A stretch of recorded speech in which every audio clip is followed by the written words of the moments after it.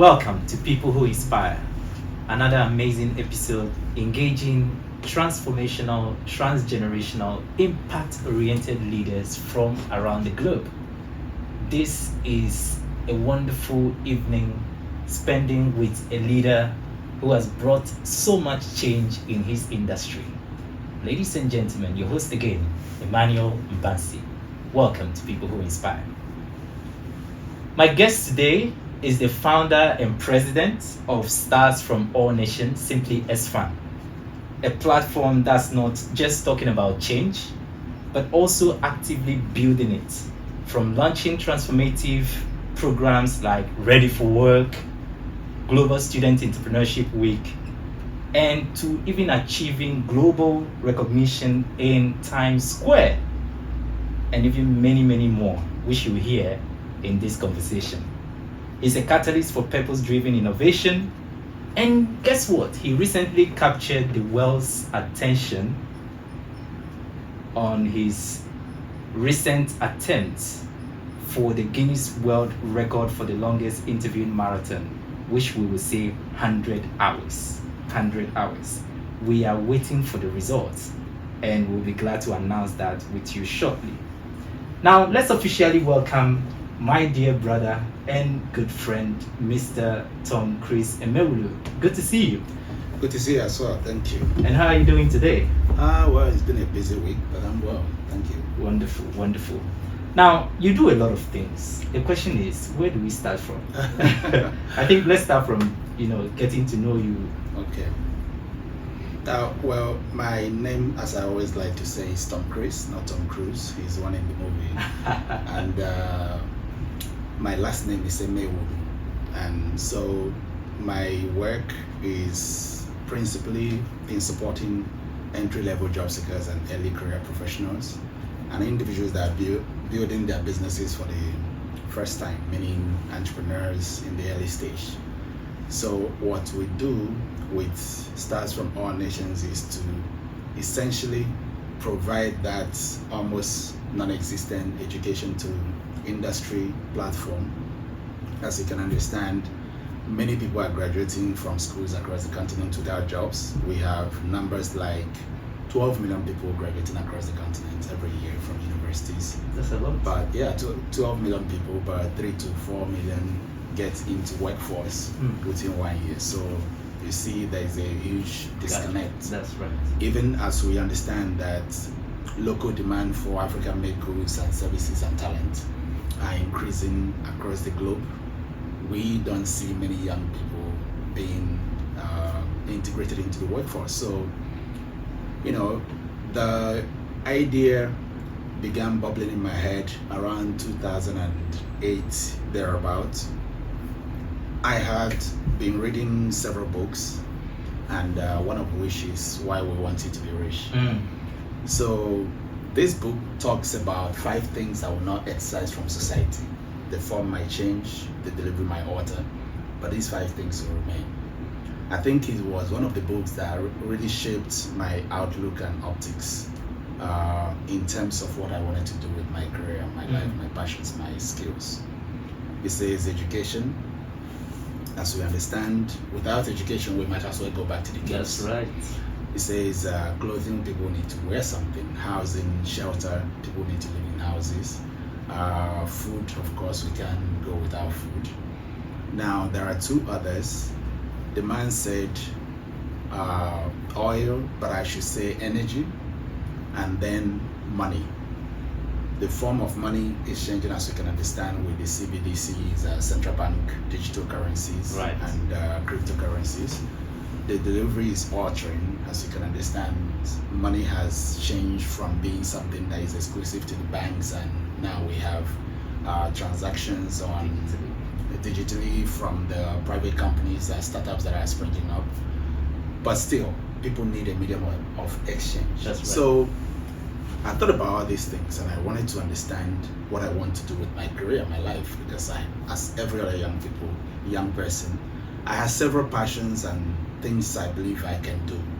I was so confused about where to channel my energy, And I think for those young people that are listening to you, watching this, or those your audience that are in the formative years of their careers, this might be one of the biggest takeaway you can say you received this year. Because direction, that's what we all struggle with at the formative years of our career. And you know, it worried me so much. I see a lot of people that are supposedly doing so well in their life, but at the end of the day they regret, and they are like, I wish I knew this 20 years ago. And I didn't want to be that kind of person. I wanted to live a life that would be in direction. So I was so confused about what to do with all these skills. I had interest in fashion, I had interest in real estate, I had deep interest in understanding what money is and how to use money. I had a lot of passion in helping young people unlock their potential. And so I wanted to be clear, which one should I choose? Where should I direct all these energies that I had? You know, and I read this book, and I remember education. I said, okay, so this is what I was going to do. Eventually, I began to think about it. I said, I was going to go back to school, study accounting, understand money, and build an education company. So, amazing. Yeah. It took a lot of time to organize it together, but you know, I was wanting to go to Canada. I actually received admission from University of Regina in Saskatchewan, and I had paid the fees and things like that. But in the process, you know, the system back then, we thought that to travel you need a liaison, somebody who will help you to process the papers and you know, the visa and things. It was taking so much time. I was getting bored of staying in the house, so I thought, well, Ghana, I've heard about Ghana, I hadn't been to Ghana. This will make some people sad, but you know, let me tell you. Back then, I thought that Ghanaians are shoemakers and tailors. Yeah, they like to be sad. You know, because no offense to Ghanaians. Yeah, the two Ghanaians that I knew, they were, you know, people that supported us in those areas. Right. And so I will tell you why I'm telling this story. I hadn't known anything about Ghanaians, but I heard those stories that Ghanaians are shoemakers and tailors. Right. And it formed my thinking about Ghana. But then I always tell myself, verify still. So I told my sister I want to go to Ghana to see what Ghana is like. Right.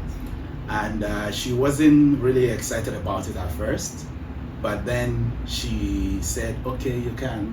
I came to Ghana in 2011, and I was surprised positively, because it was like everything I had wanted to see in an environment where I was living.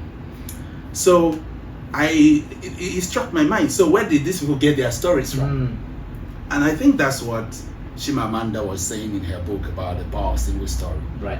And so I had already formed these opinions and ideas about what Ghana would be like. Right. But I came to East Legon and I was like, this is like UK, this is like every other place in developed countries. So you change your narrative. I changed my narrative immediately, of course. Right. So in that process, I had gotten an admission in one of the schools, but I didn't like it. And eventually I met a guy who helped me get admission in Radford. I was like, okay, Radford has affiliation with UK, US and Canadian universities. I could get my American education in Ghana, while staying in Africa, which I love so much. And so we'll talk about that. Yeah, we'll talk about that. And so that's eventually how SFAN came into being when I get to Radford. So for people who want to understand who I am, I'm a young guy following a dream to make a difference, because I see so many people struggling. I think I have a lot of skills that can benefit them in building products and platforms that will help them to live their life on their own terms and actualize their full potential. Wonderful, wonderful. Building bridges from ideas to impact. Right. Wow, listening to your story, it looks as if you just built a bridge between a understanding of what a Ghanaian will be like, or what Ghana is like, and then you coming to have a personal experience of the same thing you used to know. Yeah. And then it changed your whole narrative and perception about Ghana. Right. Now, that transition was informed because of education. Absolutely. Right? Yeah. And now you have a deeper appreciation of what it means to be an African. Yeah. Staying in Africa and solving the African problems without necessarily going somewhere else to get equipped. And of course, that is what has brought about S-Fan and every other thing you've done. Talk to us. How did the dream of building a world-class business like Stars from All Nations, Ready for Work program, and even organizing a program that brings leaders from all over the world together, which is the Global Student Entrepreneurship Week, and most recently the Quantum Leap Career Fair, which I attended. Talk to us. How did all of this came into being? Yeah, so let me go back a little bit to Radford, or before Radford rather. I always say that I graduated from university before I ever got in terms of the second experience of coming to Ghana, because I had a structure of what I wanted to do with my life, which is understanding of the kind of work I want to do, which is education, shaping mindsets, giving people skills, connecting them to opportunities.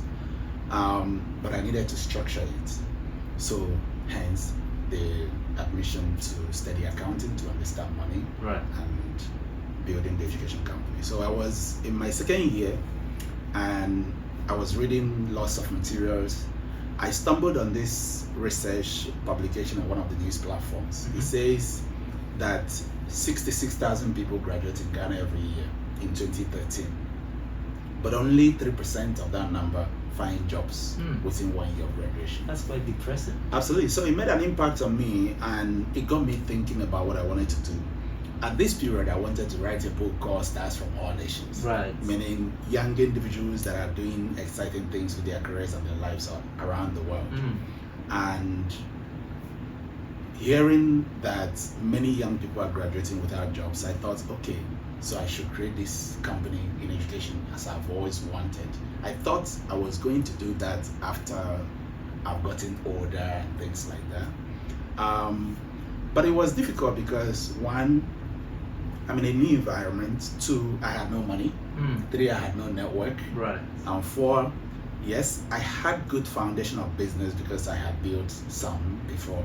Actually, I raised the money that I used to come to Ghana myself from my business, and of course, not to cut you there. This is where most of our listeners will connect their current reality to the story, the beginning story of Tom Cruise.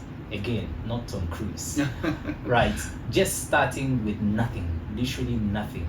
If you don't have enough network, enough money, enough resources, enough exposure, don't worry. This is just the beginning. You are going somewhere. So please continue. Yeah. So in my 1 year of staying in Ghana, I had spent all my money. Of course, my sister supported me. How much do you bring? Well, let's leave that for another session. When you come into a new environment and you think you're rich because you have big notes and you are spending anyhow. Anyways, I read this report and I couldn't sleep. I needed to do something about it. Then I called my friends together and we had a conversation, and I thought we should start organizing clinics, resume cleaning services and things like that. We started that and it was getting traction. Obviously with lots of challenges because I use my pocket money to organize events and I go hungry and sometimes you are miserable, but you remember that people were excited about what you created and you use that euphoria to sleep over the night and drink your gari and things and go to lecture the next day feeling troubled in your stomach but happy about what you're doing. Days of small beginnings. It was getting that traction. It became bigger than the classroom.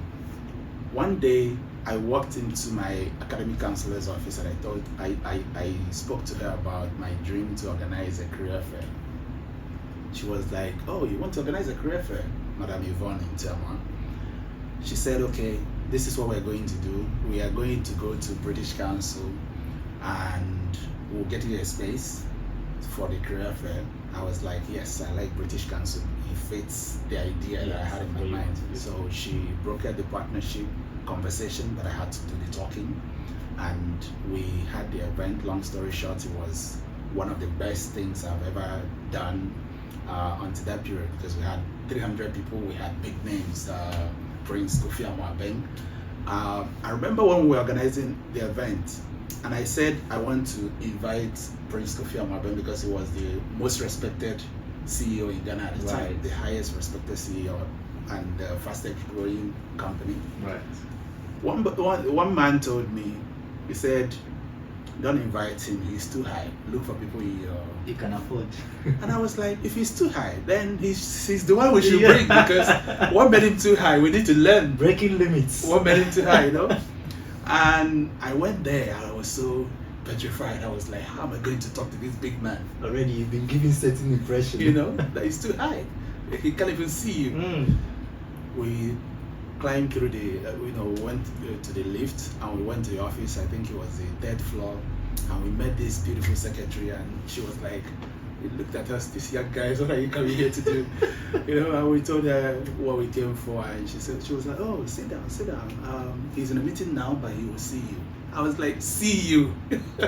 Who am I to go and stand before him and tell him these stories? Right. Long story short, I never knew he had an open door policy. Oh, right. So he sees everybody that comes to him. Amazing. Yeah.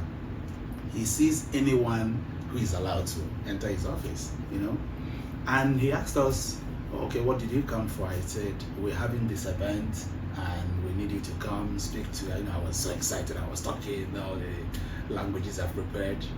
And he was like, slow down. Oh, wow. Yeah. He accepted then and there. That's a defining moment. Absolutely. And so we had the career fair, but at the career fair, one lady was talking about how difficult it was for her to start her business, join community of others. So it made me understand that it's not only folks who are looking for their first jobs that are facing the challenges. Young entrepreneurs are also going through the motions. So we created the business breakfast meeting. We called it Future Executives Breakfast Meeting at the time. Wonderful.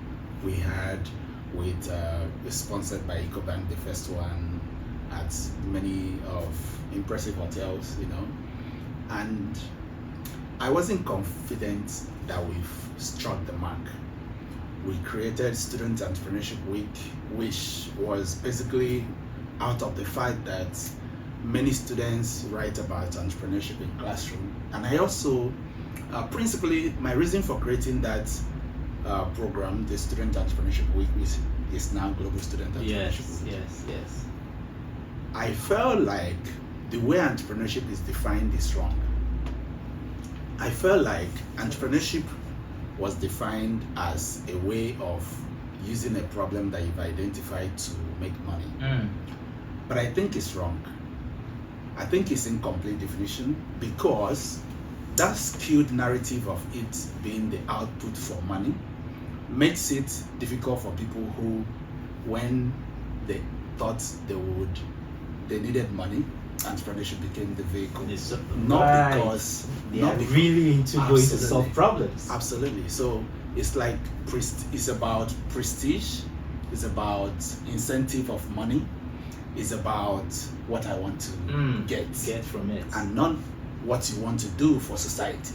I feel like entrepreneurship should be a way of taking ownership of your life, your aspirations, your direction, and being sustainable in whatever context that you find yourself. I love the definition. And then making your world better as a result of identified problems. So it doesn't become about position, it becomes about mindset. Because we have savvy entrepreneurs in corporates, in existing organizations, and they feel like they are useless just because they are not CEO, founder, president of the company. Right. And then they run away, they create something, it's not making anything. To take a title. Absolutely. And I think that's one of the reasons why Africa has so many businesses and not enough businesses. Because we have the highest number of startups in Africa. That's true. But how many of them are scaling to become conglomerates within 5 to 10 years? In fact, If 10 businesses start in Ghana today, come back in 1 year, 80% or more would have died. Yes. Those that are around might not be making any money. You see, because outside of the known challenges, our exclusive context of operational realities in our environment, one of the main reasons is this, and I had that conversation a lot with several individuals, and I thought, okay, let's create an event that will bring ecosystem players together so we can pass on this information and help students and rising individuals to understand that the reality of where the world is going today means that everybody should be an entrepreneur. Everybody should think like an entrepreneur. Right. Wherever they are, whether at the gates, whether sweeping the floor, whatever number you are in the food chain, you should have that mindset of your life is contributing, I'm solving a problem. You can define your future. You can choose your direction. You can choose how much and how far you want to go. I love that. So eventually we decided that we needed something that has more shelf life of impact, because the events were really a learning experience to understand what we needed to do to solve the economic crisis of youth employment, which became Ready for Work. Now, Ready for Work is a child of the research and the thoughts, the experiences that we gained from the events. We heard that people need skills, and just being good interpersonally doesn't make you a good graphic designer. That's true. Just being a wonderful communicator doesn't make you do well in finance. So it's a complement of both hard skills and soft skills. That's right. And beyond that, the world is changing. We're in a world where intelligent technologies are reshaping everything that we know as work and how we work and where we work.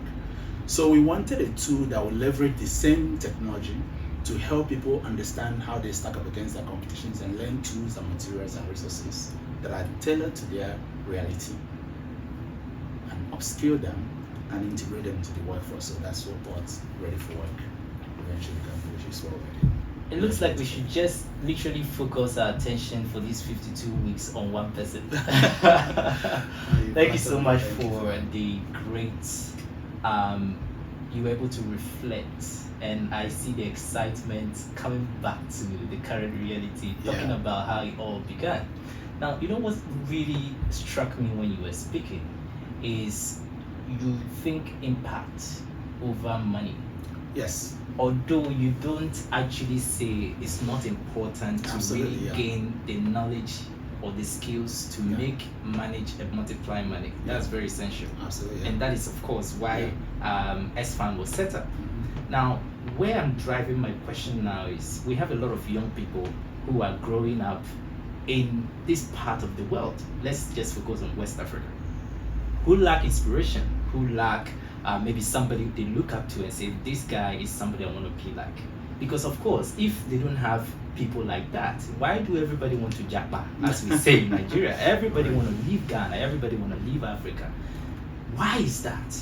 And how can SFAN, how can Global Student Entrepreneurship Week, how can Ready for Work program contribute to, if not solving all the problem, but at least contributing to bringing a relevant solution to that pressing need in this part of the world? That's a very good question, and that's the question I'm seeking to answer, really. I was having a conversation with somebody one day, and she was like, if you go to New York today, you might find more Ghanaian professionally qualified and savvy Ghanaian doctors in New York than in Ghana. That's true. And same goes for Nigeria. There are more Nigerian doctors in the UK than in most states in Nigeria. So let me go back a little bit. When I was starting my career, I wanted to be clear about what I want to do with my life, and I never wanted it to be based on environment. My pastor, Pastor Chris, he used to say, and it became my mantra, an orange is an orange anywhere in the world. That's right. If you take an orange from here in Ghana and take it to Nigeria, Still it'll be an an orange. orange. You take it to New York, it will be an orange. You take it to Jamaica, South Africa, wherever you plant it, it will be an orange. But the environment might be contributing to the success of your orange. However, the environment is not a problem. Because if you get a good farmer to take care of that orange and water the ground, maybe it's planted in a place or an environment where there is harsh condition or the weather is not favorable, the farmer will know what to do. And the orange will be a good an orange as anyone planted anywhere in the world. So I didn't want my success to be because I was in XYZ context, right? I wanted to be the owner of my success, so I can direct my output. I can sustainably say that I'll be in this position in the next year. I wanted to be in charge of my destiny, period. I love that. So when I came to Ghana and I had fulfilled my obligation of getting the finance, the accounting education, I came for the BSc. One of the most challenging decisions was, should I stay back or should I go back home? So, and I struggled a lot, as you would have seen in my book. I struggled a lot in that period. I told you about the power of single story. Yes. You know, being from Nigeria, hearing the stories about what the media say about Nigerians, and so for the most part, sometimes some stupid activities of certain individuals that paint the country in some sort. Yeah. That's right. So I was so disturbed whether what I'm creating will be perceived in the light and in the spirit of what I'm offering it to be. And so I was like, would it be accepted? Does it make sense? We have a lot of problems in the country. So why don't you go back there? But I had struggled a lot already in the country, in Ghana. And I wanted to succeed in Ghana as well, you know? So that decision was, I had suffered a lot. I was already in pain. So I wanted to get results for those struggles. Yes, yes. And that's why I stayed back. So building S-Fan became, you know, a way for me to prove the assumption that I started with. So for what I tell people when they want to decide where they want to go, and honestly speaking,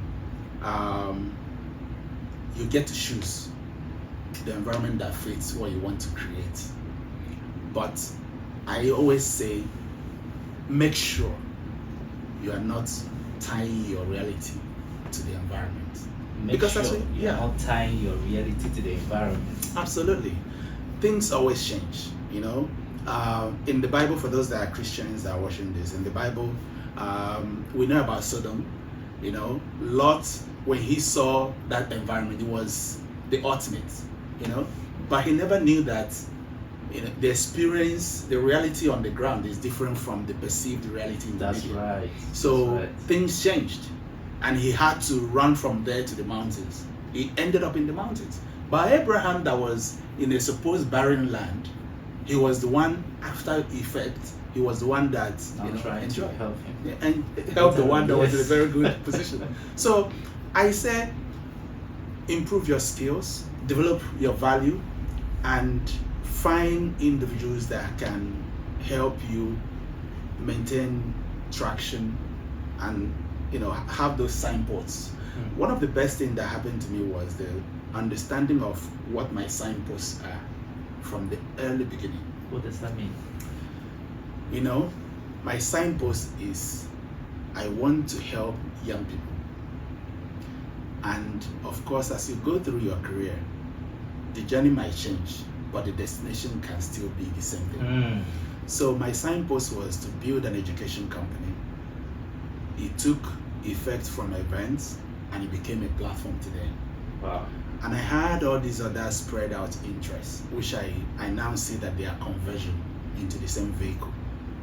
So for those who want to try to find out where they belong or what they want to do with their life. First, I would say do your own personal analysis. What do you want to see from your life? Where do you want to go? How big do you want to go?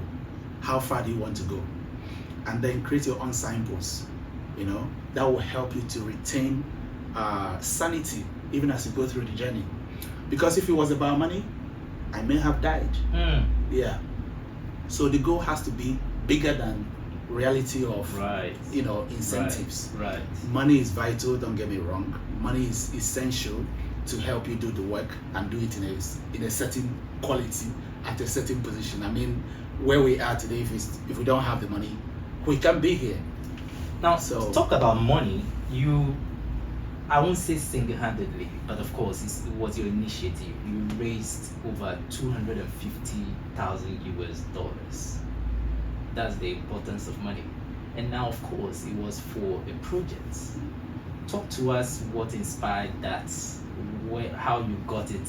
And of course, we have a lot of listeners who are trying to understand how they too can go about, running a project. Yes. And of course, financing a project, which is one of the toughest things for every entrepreneur out there. Now, in Africa, fundraising, I recently hosted Ginny Sebakunzi from Switzerland in the People Who Inspire Convo, of course, for the first quarter.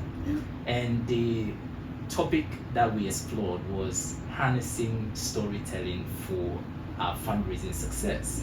And he was able to share a lot of tips that most young entrepreneurs are getting wrong, because everybody's trying to prepare a great PowerPoint, elevator pitch, and very convincing, but the focus should be on the why, and what you will do with that money, because that is what will convince somebody to contribute towards your project. Now, for you, $250,000 as of when you raised that amount was an enormous amount of money and could do a lot in Ghana. Could you tell us how you went about it, of course, to also inspire our listeners?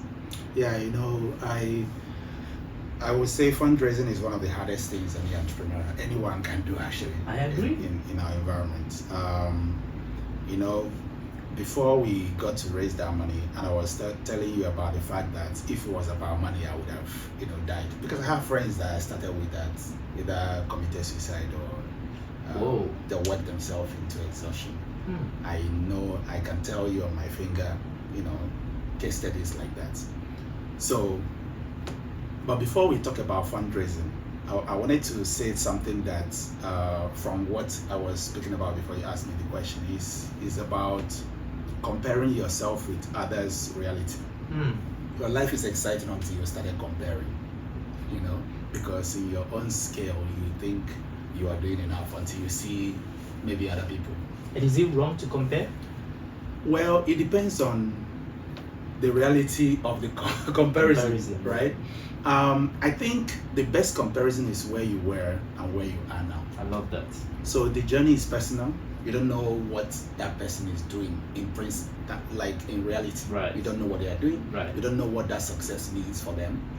You think somebody is succeeding, but they are failing. Otherwise, why do those celebrities that committed suicide, why do they kill themselves? They were successful. Celebrities. Yeah. The world know their names. There are so many of them. They've sung in most popular places in the world, but they jumped from their windows and their apartments and they killed themselves. One of the CEOs in Nigeria. Yeah.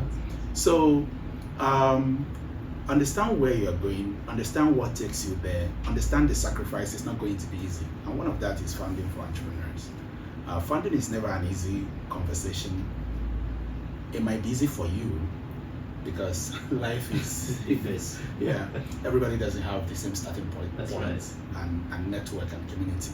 But what helps is know the problem you are solving at the back of your hand, and of course know what you are willing to give for people to participate. Can you take it again? Know how much you are going to release for what you want to receive. For some entrepreneurs, funding might not be a good idea.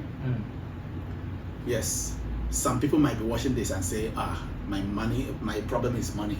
But the problem might not be money. The problem might be that you don't know how to convert the problem that you're solving into output that people are willing to pay for. So people process products. People process products. If you have the right kind of people that you're working with, first, you yourself, the entrepreneur, what skills do you have for the business? If you have enough skills, at least for the minimal viable product, to convert it from something you have in your head to an output, and you've received money from solving that problem, because the incentive is the money. That shows that there is demand, right, for the problem you're solving. So then you can think about, how do we grow the amount of money that we're making? That's where fundraising comes in. Right. You don't first start a business with fundraising in mind. No. If you start like that, then you might not raise the money. You start thinking of, you start thinking about fundraising because you want to scale, or the capacity is bigger than what your reality can accommodate now. Right. So let's say my idea is to build the next generation fighter jet, for example. That's a big one. That's a big one. So I need maybe government contracts, right, or I need to get excessive investment capital, right, to make it happen. Right. But I would say what helped me, it took a long journey anyway, and I did contribute a lot of my own money to put it in a position where someone would say, okay, this is actually what you're doing. Okay, how do we come in? We used to say an MVP, minimum viable product, is better than 1,000 pitches. You can pitch and pitch and pitch from heaven to earth, but people, until they see it, they might not understand. So if I need to do a checklist of what an entrepreneur needs to get funding, or what I did to get the amount that you mentioned, number one is, I need the event might not attract. I think this is a very important part. This is the part where you should get your pen, or you are typing on your phone, whatever you're using. You need to take note at this point, because these are the real tips that every young person or an entrepreneur who wants to raise funding for whatever project you are doing, but it must be impact oriented. You need to start with this checklist. Let's go again. Yeah, so I knew the event wasn't the ultimate thing I wanted to build. It might not attract the kind of participation I needed.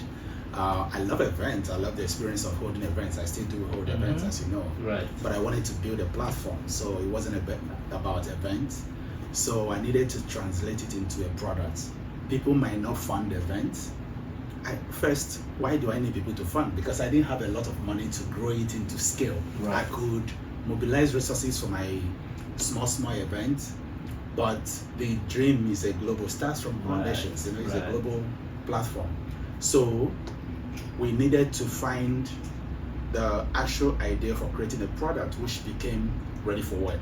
So then people, even when we raised the money, I remember I read the report in one of the bloggers. They say S-Farm prepares CVs, holds events. So they were like, how can you use events, career fairs, and CV writing to raise $250,000? Right, $250,000. Absolutely. So, but they didn't know that the product is not what they are looking at. Right. The go-to-market is those events and the CV, but the product really is a platform. Right. So we haven't understood what the product is going to be. Now we needed something that will be visible. If we are talking to Mr. A, Mr. A will say, okay, what is it that you are actually doing? We needed it. So I'm not a developer. I got some people to create the minimal viable product for me, and I paid them, and they had that physical equivalence of the intangible idea that I had in my mind that I've been talking to a lot of people they didn't understand. Right. When the investors saw, of course, the other side is you need some level of traction. Traction is, okay, how many people have participated in this training program? Right. And, depending on the investor you're talking to, they might need more traction. They might need to see proof of work before they come along. So having gotten those, now it's an easier conversation. Like, I want to train young people to become ready for work. This is how it works. This is how they participate. This is the output, and these are examples A, B, C of individuals that have received, service from this. And another thing also is, there are a lot of people chasing for the same amount of money that we're all chasing for.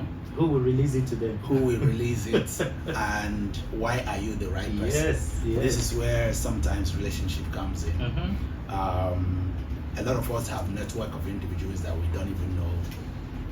We can start from there. Talk about network, actually. They say your network determines your net worth. Right. Would you also, because you mentioned relationship now, that it also contributes to what you can get and who you can connect to, right? Because of course, like you mentioned, the first event you hosted for SFAN, I believe that was the executive breakfast. It was a career fair. Oh, was it first career fair? I recall. Where you had the great Prince. Prince Amaka. Yes. Who attended. Now, how big or how essential is networking and mentorship and empowerment, that kind of empowerment for our young audience?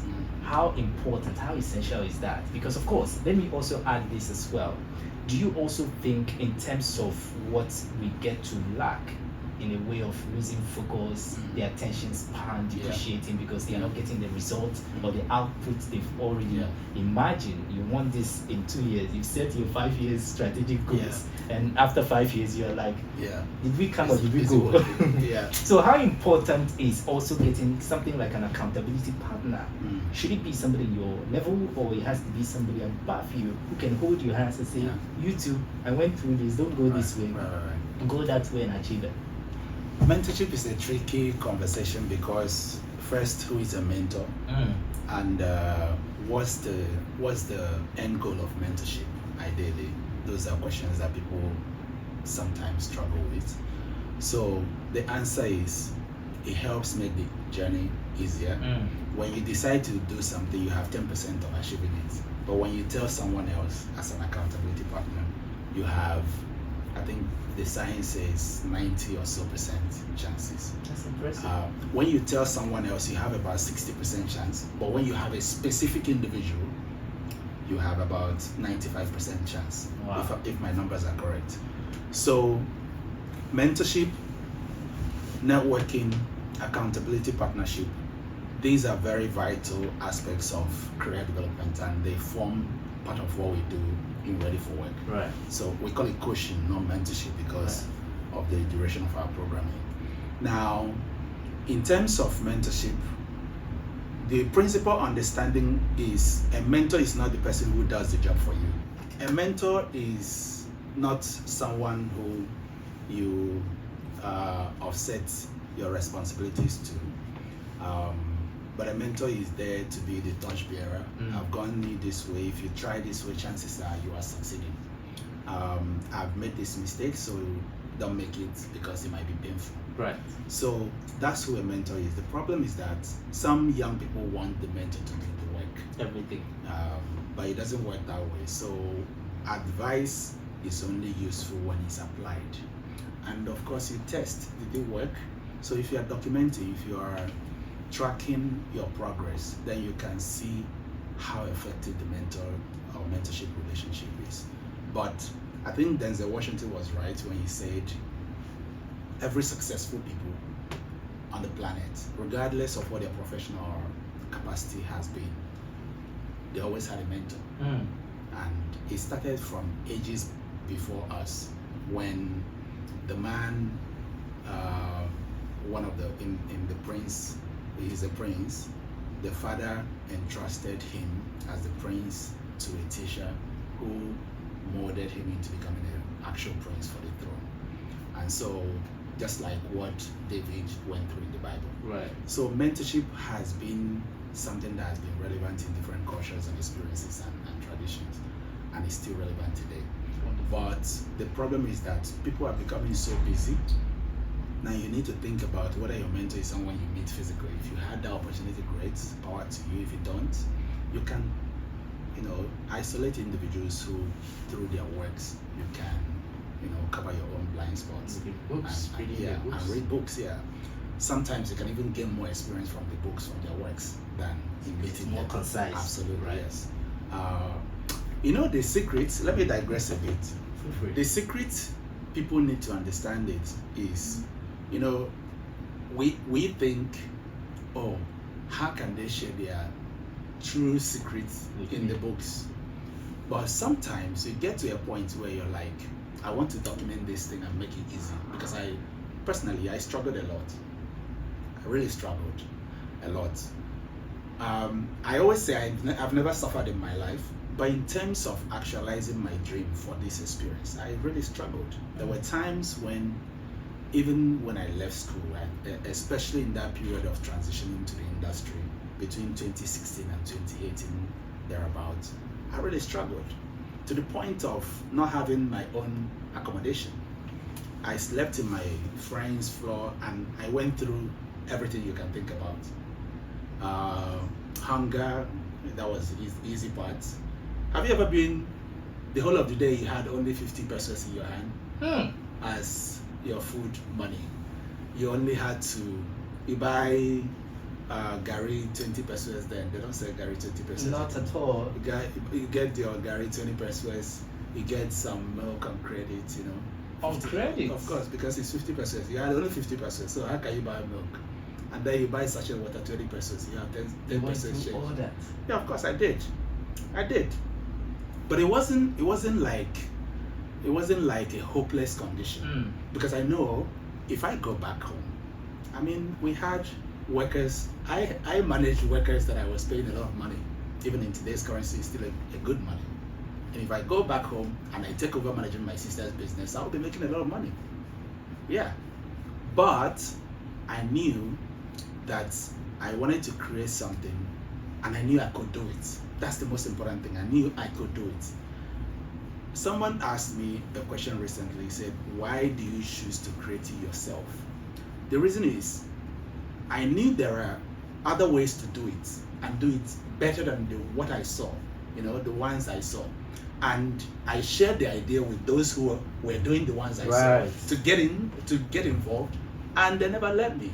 So I was like, then the responsibility is on me, So one of the things that helped me in that period was mentorship. It was my mentors who actually funded my business. Amazing. Because, of course, they saw I have the skills. I had done jobs for them, jobs that helped them, to make a lot of money. And we got into other conversations, and it became about investment, and they funded the business.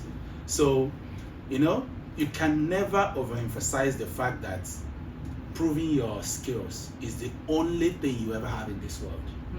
Especially in today of AI. Right. Nobody knows what the future government policy is going to be. Nobody knows what technology is going to come out tomorrow and wipe off a lot of jobs, going concern. Nobody knows what the situation is going to be. But the only thing you know is your skill and your ability to persevere. Your ability to keep your head sane, your ability to continually, optimize in your reality. You can never ever lose hope. You can never lose hope. I know we're rounding up. I've never lost hope. I've never been hopeless. I've been tempted to, more than I can count, walk away from this thing. And I always tell some people, I say, if I wasn't doing this today, I would still be somebody, But I know this is my vision, this is my mission, this is my reason for being in this life. So I think what helps, even for seeking mentors, is to understand who you are. If you understand who you are, you understand where you want to go, then you can navigate the maze. Life is full of distractions. Life is full of people who are faking it to make it. So you don't want to follow somebody who, at the end of the day, their talk doesn't match their life. You want someone who walks the talk, who walks the actual talk, and who, at the end of their life, you look back at it and you're like, yeah, they've done it. So these are the kind of people that you want to seek for mentorship. And they don't have to even be very old people. You can learn from, people in your own, as long as they have track record, proven track record that you can learn from. So that helps a lot. That helps to even keep you, I keep saying sane, because your skill can only take you so far. Your skill can take you so far, but when you are alone in your own privacy, and you have these voices in your head, and you have these realities and pressures coming up to you, and you have these flamboyant aspirations that you see out there, so the picture here and the picture there do not match, and you seem like you've wasted 5 years, and it seems like every other person has gotten ahead of you. What do? How do you wake up? Good question. So that's when you need to dig in deep and draw on the foundations that you've built. You said we'll talk about Ready for Work. I wish I can share all the, Breaking the Limit, my book. Yes. I wish I can share all the principles that I've written there, my experiences. But the book really is to document this journey, because I wanted a book that was written by somebody in my similar situation and operated in my context, not Americans. I read it when I was growing up, all the materials that I read about from over there, right. Why they inspired me, why I was able to describe many American cities and cultures and experiences from those books. They weren't, without me going there myself. They were not written by somebody from a small village, right, like I was, right, who has activated the principles of life and made something beautiful out of themselves.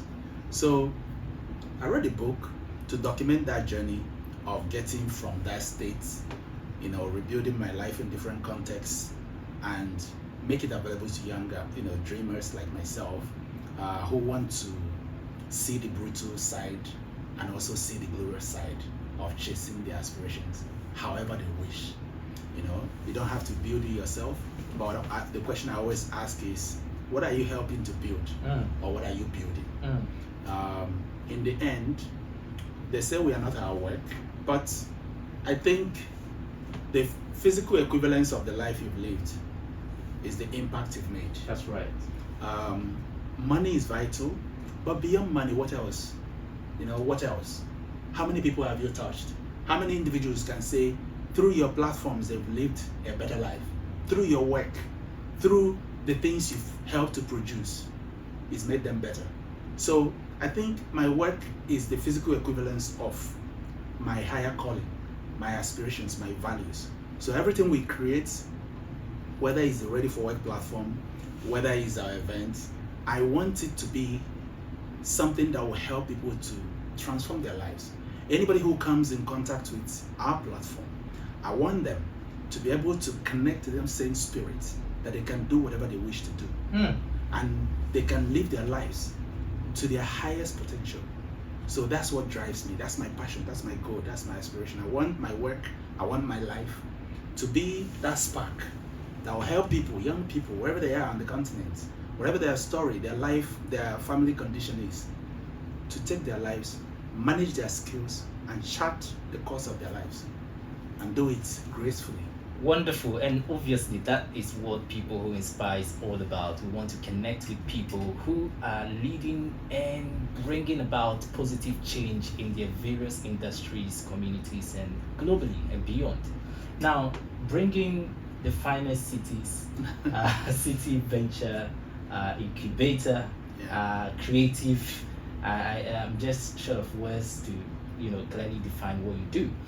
But today's conversation has really, struck a lot of thoughts, sparked a lot of conversations centered around young people discovering what they want to do, because you started by talking about you finding your direction. Yeah. And of course, the very famous book you read that also helped. So there is an importance of you also upping your game intellectually, right? And also, what really I would love for us to end this conversation, because of course, if you give us more time, we can continue. But because of time, we try to limit this to a 45 minutes convo with People Who Inspire. Is I want you to then bring it back home. Okay. Right? You started giving out great tips and sharing your personal journey with us, which is very inspirational. and of course, which you've documented in this best-selling book, Breaking the Limits, and which I recommend to anyone watching this. I want you to then help young people watching this understand something very important. Now, this is what you said, which I'm going to rephrase differently. I read an article that talked about why onions actually, sting our eyes or makes us cry when we are cutting them. Now, have you ever thought of why that is? Right. So there's this. So reading that, I actually said, okay, you know what? I don't like reading too much articles that doesn't really contribute, help me make more money, or something like that. But let me actually discover why onions actually sting our eyes. It is because there is sulfur in onions. Now, Tesco, which is in the UK, said they are going to start selling a new kind of onion. An onion, when you cut it, it's not going to stick your eyes. I said, nah, it's not going to be original. Now, why? Because in my own natural experience, from my mother's kitchen to every other kitchen, I believe that when an original onion, when you cut it, it should sting your eyes. Now, you talked about where something is grown, where you are positioned, environment. And they said the new kind of onion they are growing, when you cut it, it won't sting your eyes because it is grown in a sulfuric-free environment or soil. That means where you are positioned actually determines what you produce, right? And you move from Nigeria to Ghana, you face all kinds of Ghanaian problems, and then you started to experience the global problems when you started thinking global. Now, how important is actually discovering the cause of the problems before now trying to solve them? Well, I think the question is answered in itself. Every context you operate in will always have antecedents. Every environment has its own unique challenges, but there are global universal challenges that we all deal with. One is, who am I? Two, what am I here for? And of course, what do I leave behind when I'm done? So understand where you are, understand who you are, understand where you are, and understand you are an onion. How to make the best of whatever hand life has dealt to you. Right. There is no overemphasizing the fact that yes, environment plays a role, but it's the manager that helps to condition the environment. So my biggest goal is to help individuals condition their environments, regardless of what the antecedents are. So, problem solving is a skill that is lifelong. Understand the problem, we're taught in school. Understand the problem. You look for X, X, Y, but you don't understand the reason why you look for X. So in school they teach us to look for the X and X squared. And some people think they've gone to work, they haven't looked for X in their whole life, but they've been looking for X all the while, and that's how they make their money. So I think is the disconnect is, problem awareness and not reason for the solution you are looking for. Right. We are aware of all the problems. If you talk to anybody in Ghana or in Nigeria or in Africa, they will tell you the problem that is going on. But of course, the disconnect is solution and the reason for the solution. We find the why. Most people know how to find X and Y, but not a lot of people know the reason for finding the X and Y. Because all truths are universal. All truths are parallel. You understand? All truths are parallel. The same way we found X in school is the same way the entrepreneur is finding X for the business. The brand manager is finding X for making the brand look good. The creative director or the web developer is finding Y. Everything is connected. So people are problem aware, but solution awareness is what's missing. So environment is Vital, I'll repeat, but it's the individual that is the manager of the environment. Environment is very vital, but it is you. It all lies on you. Absolutely. So you can bring about the change you want to see in your environment. Yeah. That's very, very profound. Thank you so much, Tom Chris. My pleasure. And of course, once again, it's not Tom Cruise, it's Tom Chris. We are going to be rounding up. Let me do a call to action yes, before you round up. I want to invite every one of you that have spent your time to watch this insightful talk to go to readyforwork.africa, readyforwork.africa, and check out what we are creating. It's a beautiful platform, unique in its own kind from here to the rest of the world. And the goal really is to help you understand how you stack up against your competition in these evolving environments and times, and give you resources, tools, and materials that will help you up level and become part of the global workforce.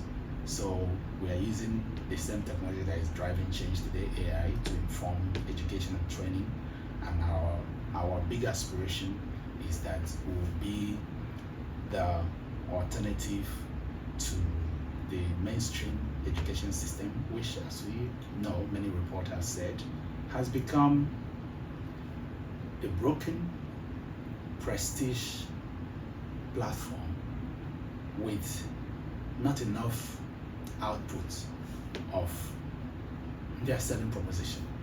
So we want to give alternative to those people who cannot afford such high-ticket experiences that yield minimal output, to go to Ready for Work, gain in-demand skills, and take their lives in their own hands. But our platform, the main platform, it starts from all nations. So s1online.org is our website. Check it out, give us your thoughts, and be part of the movement. Thank you very much. Wonderful. This has been the PWI Convo, People Who Inspire, your inspirational plug, where you meet the best brains from all over the world, where we all converge, share tips to outstanding life or living an outstanding life. And today my guest has been Tom Chris Emewulu, the president and founder of SFAN, Stars from All Nations. And of course, he was able to give us a lot of tips that on a normal day you wouldn't hear from him, because he's always focused on solving problems and not always telling you how he was able to get to where he is. So it's really great that you were able to connect. Follow him on LinkedIn at Tom Chris Emewulu, and of course SFAN and Ready for Work. Visit their website, I believe sfanonline.com.org, and learn more about what they're doing. Now, any final thoughts, any final message for any young person who is watching this right now and wondering where to start from? And also you can share what you think about People Who Inspire and what we're doing. I would say first, thank you guys for giving me the opportunity to share my 2 cents. To anyone who is confused about life or uncertain about how to apply their skills and aspirations in making their lives meaningful and productive, I would say, well, come to SFAN. Come to us for a time of coaching and strategy. If you go to our website, sfanonline.org, go under the support studio, you will book a time with one of our coaches. They will sit down with you and guide you and direct you in a way that you can plot the graph for your future. Secondly, what I think about this, I think it's a good initiative. Isn't it amazing that we live in a time when anyone can get any kind of information they need by a tap of a button on their phone? If you go to any LLM, the large language model, right, you can get any kind of information you need, but still you need the human element. That's right. So I think creating a platform where individuals that have gone through the journey can share their ideas, their thoughts, their experience with the next gen leaders is always a welcome development. I think the way you're going about it is brilliant. In the first place, having this power-packed conversation and delivering it to people, I would say those who are following your journey should always apply what they learn, because to learn is easy. Yes. Applying it is It's where the job part. is. So this is a good platform. So check it out. Thank you so much. Thank you so much. And if you have any special comments, any question, please drop it in the comments and we'll do well to reach out to you. You can also leave your email address. We will connect and provide more information about the journey and the learnings. And of course, don't forget to join the People Who Inspire Network, the PWI network. There's a QR code on your screen right now. Please scan and be a part of what we're doing. And of course, we're looking forward to seeing you just like ready for work for you to unlock your potential. See you next week.